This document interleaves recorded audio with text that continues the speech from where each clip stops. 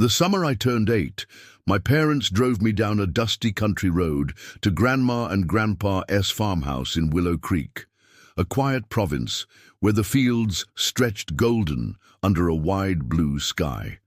The two-story house stood with peeling white paint, a creaky porch swing swaying in the breeze, and a sprawling yard that seemed to roll into forever. Those weeks I spent there became the heartbeat of my childhood, a tapestry of moments woven with love, laughter, and the simple magic of a place that felt like home. We arrived on a late afternoon, the sun dipping low, painting the sky in hues of orange and gold. I leapt from the car before it fully stopped, my sneakers kicking up dust as I raced to the porch. Grandma was waiting, her silver hair tied back in a loose bun, her apron dusted with flour. She pulled me into a hug that smelled of cinnamon and lavender, her voice warm as she said, "There's my little adventurer." Grandpa stood beside her, his weathered hands resting on the railing, a pipe dangling from his lips, unlit as always. "You've grown half an inch since last summer," he rumbled, ruffling my hair. "We'll have to measure you against the oak tree out back." The house was a treasure trove of stories. The wooden floors creaked underfoot, each groan a testament to decades of footsteps. The living room held mismatched furniture, a faded green sofa, an armchair with a patchwork quilt, and a coffee table scarred with rings from countless cups of tea. On the mantel sat photographs, black and white images of Grandma and Grandpa as young sweethearts, my dad as a gap-toothed kid, and me as a toddler, chubby and grinning with a wooden spoon covered in cake batter. That first evening, after my parents waved goodbye and drove off, Grandma led me to the kitchen, where the air was thick with the smell of apple pie, its crust golden and steaming. "You're just in time to help," she said, handing me a knife to slice apples. I sat at the worn table, my legs swinging, listening as she hummed a folk tune, her voice weaving through the clatter of pots. Grandpa came in from the barn, his boots leaving faint traces of dirt. "You two planning to feed the whole county?" he teased, peering at my pile of apple slices. "Fine job, kiddo. You got your grandma's steady hands." After dinner, we sat on the porch swing, the stars peeking out from a darkening sky. Grandpa told me about the land, how he'd built the barn with his own hands, how the creek at the edge of the property used to be full of fish. Grandma added her own tales, softer ones about the flowers she'd planted as a young bride and the stray cats that always found her doorstep. I leaned against her, the swing swaying gently, and felt the world was exactly as it should be. The next morning, I woke to roosters crowing and the clink of dishes downstairs. Grandma was frying bacon, while Grandpa sat with a cup of black coffee, reading yesterday's newspaper. "Morning, sleepyhead," he said with a grin. "Thought we'd walk to Old Man Tucker's place today. He's got a new litter of pups you might like." Tucker lived a mile down the road, in a ramshackle house surrounded by overgrown grass. He was a wiry man with a face like crumpled leather, always in a straw hat that had seen better days. "Well, if it ain't the summer crew," he said, tipping his hat as we approached. Behind his house, in a wooden crate, were 6 puppies, a squirming pile of fur and floppy ears. One, a scruffy little thing with a white patch on its chest, nipped at my fingers, and I laughed, naming him Patches on the spot. "That one's got spirit," Tucker said, handing me a piece of jerky to feed him.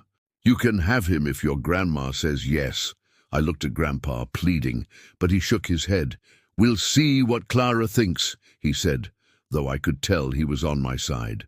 That afternoon we went to the creek, its shallow water clear and cold as I waded in up to my knees. The rocks were slippery under my bare feet, and I tossed stones, watching the ripples spread. Grandpa told me how he'd swum there as a boy, diving for smooth stones to skip. "You ought to try it," he said. "Water's cold, but it'll make you feel alive." I did, the chill sending shivers up my spine, and imagined him standing in the same spot decades ago, his laughter echoing through the trees. Back at the house, Grandma had a picnic ready, checkered blanket, a basket of sandwiches, and a pitcher of lemonade that sparkled in the sunlight. We ate under the big oak tree, its branches heavy with leaves, and I carved my initials into the bark with a stick, right next to Grandpa's faded marks. "This tree's seen a lot," he said, leaning back against the trunk. "It's a keeper of memories, just like this place." The following day we visited Miss Ellie, a tiny woman who lived in a cottage surrounded by apple trees heavy with fruit. She was ancient, her white hair in a tight braid, her voice reedy like a bird's song. "Come see my cider press," she said, leading us to a shed behind her house. The wooden contraption was all gears and levers, and we took turns cranking the handle, crushing apples into a pulpy mess as juice trickled into a bucket. The smell was sharp and sweet, and Miss Ellie handed me a tin cup of fresh cider. "Best you'll ever taste," she said. I sipped, the tang bursting on my tongue, while she told us about a bear that once ate half her crop and how she'd traded jam for a rooster that crowed at midnight. "Kept me up for weeks," she laughed. We left with a small jar of cider, Miss Ellie calling after us, "Those apples won't pick themselves." Back at the house, Grandma had a surprise. An old kite from the attic, its red fabric tattered but eager to fly. "Your dad used to love this," she said, handing it to me. We took it to the field behind the house, the wind whipping across the open space. Grandpa held it aloft while I ran, the string tugging at my hands as it climbed higher, dancing against the blue sky. I whooped as it caught a gust, dipping and soaring, and Grandma clapped from the porch, her laughter carrying over the breeze. "Your dad crashed it into the barn more times than I can count," Grandpa said, taking a turn. "We flew it until it tangled in a tree, but I didn't mind. It felt like a victory. One morning a gentle rain kept us inside, the drizzle tapping the roof like a lullaby. Grandma pulled out a trunk from under the stairs, its edges worn, filled with treasures, photo albums, yellowed letters, a tarnished pocket watch, and a half-finished quilt. We spread them on the living room floor, the rain a steady beat outside. Grandma flipped through an album, showing me pictures of her and Grandpa as newlyweds, the house's paint still fresh, and my dad as a baby, chubby and grinning. "This place has seen a lot of growing up," she said, her voice soft. "You're part of it now." I found a letter from Great-Uncle Henry, who'd moved west to work on a ranch, and Grandma read it aloud, her words painting mountains and cattle drives. Grandpa wound the pocket watch, its faint ticks like a heartbeat. "Belonged to my father," he said. "He timed the harvest with it." The quilt caught my eye, and Grandma spread it across her lap. "Started this when your dad was little," she said. "Never finished, life got in the way." She handed me a needle and thread, showing me how to stitch a square, her hands steady over my fumbling fingers. "Not bad for a beginner," she said, when I managed a wobbly line. That day, Mr. Carver, the local blacksmith, stopped by, his raincoat slick and boots muddy. He was a broad-shouldered man with a beard to his chest, and he handed me a small metal horse he'd forged, its legs frozen mid-gallop. "Thought the boy might like it," he said, his deep voice filling the porch as he told us about his forge, where he shaped plow blades for half the farmers in Willow Creek. The Willow Creek Fair came a few days later, a chaotic celebration in a field outside town.